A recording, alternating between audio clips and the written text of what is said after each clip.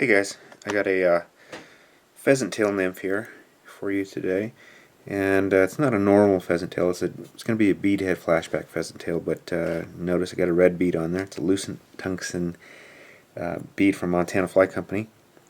So you'll see when I do this, it's a little bit different, but it's still a pheasant tail. And I'm just changing up a little bit of the coloration on it, and I'll show you how I like to tie my pheasant tails. So what I like to do is use a thread to build up a little bit of a taper on here.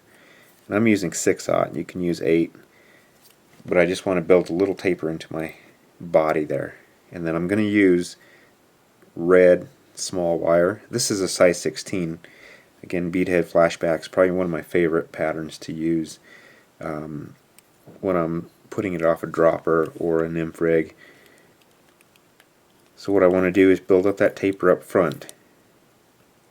I'm going to flatten my thread now so it's not so corded, and then I'm going to start moving back opposite the barb right there. And then I'm just using natural pheasant tail. You can use whatever color you want. I'm just going to get those pheasant tail fibers,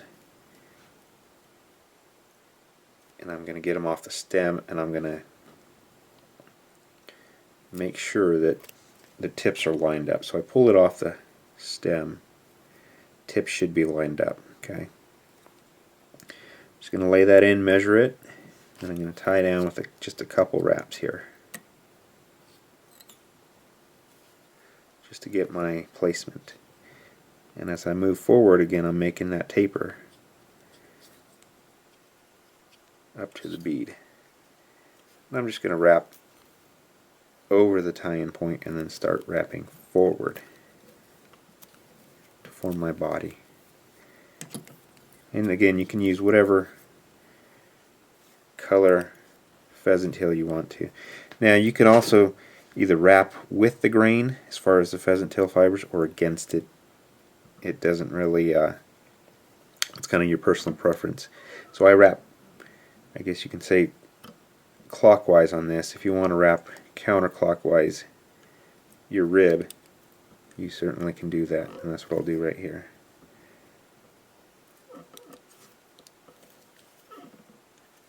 Just put a few wraps in there, and then once you get up here, just tie it down, secure it, and then just break off that wire. Few wraps just to undo it. What I like to use on the flashback, a lot of people like to use just the standard pearlescent tinsel, but this Legarten flat braid is really some good stuff.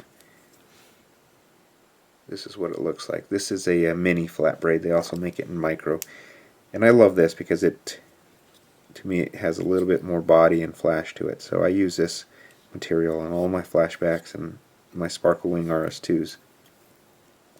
So I'm just going to tie that down, and then we're going to use this remaining pheasant tail for the wing case. So I'm just going to flatten that down and get everything straightened out.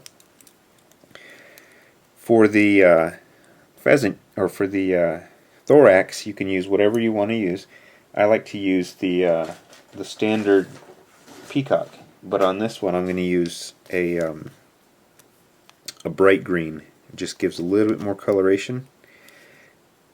Certainly the standard is it works, and you can certainly use that, but this one with that red bead especially, I just want a little more coloration in there. So I'm going to tie that in, and I'm going to wrap this a few times to form that thorax. Leave a little bit, right, just go up to the bead, leave a little bit of space there. Clip it, pull these fibers forward, tie off right behind the bead. Okay, I'm going to clip this close. You could also use those legs, the remaining 4 legs, and that works. I do that a lot of times, but on this one I'm not going to. I'm going to show you what I do. I get a hen feather. There's a couple ways you can do this. So I get the hen feather, and I stroke the fibers back. Those are going to be my legs. You could also clip out the center, place it here, and tie over. This one, again, I'm just going to line up those fibers so that they are perpendicular to the stem, strip them off, gather them, and then what I do is I place them right where I want them to be, a wrap or two to secure them on the far side, and then again come back on the near side, strip them, place them, and secure them. So I got 2 wraps on that one, 2 wraps on this one. This is an added step. You do not have to do it. Like I said, you can use the butts of the pheasant tail, but this is the way I like to tie mine. Takes a little bit extra time, but I like to take that time. Make sure everything's kind of out of the way, cleaned up.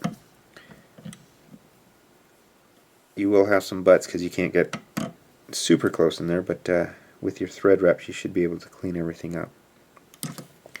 Pull that wing case over, make sure it's center. A few wraps there, and then clip that. Now I want to untwist my thread a little bit, so I use minimum amount of wraps and cover up everything. So I put a 3 or 4 wrap whip finish. Okay, and then I just cut that. So right there you have the flash and your legs and the wing and the red bead. So natural color pheasant tail, red bead, flashback, peacock curl, and this one I use the red wire. So it's a heavy little pattern. It'll get down, and if you wanted to even cover up with a UV, you can certainly do that. That gives it a different look to it, and I'll do that right here, just since I have this right here. Place a little bit of that right up on top. And this also helps to cover up all your thread wraps. What I use Diamond Fine UV resin. This is from Deer Creek. This is the best stuff out there. It does not need another coat of Sally Hansen's. It comes off, it dries in a few seconds, and it is smooth as Sally Hansen's. So there's no need to have any other product out there. Deer Creek is the best stuff out there. So that just covers up everything, gives it a little more pop there. So that's it. That's the pheasant tail the way I tie it, with the added step of putting on a little bit of UV resin on it to toughen it up.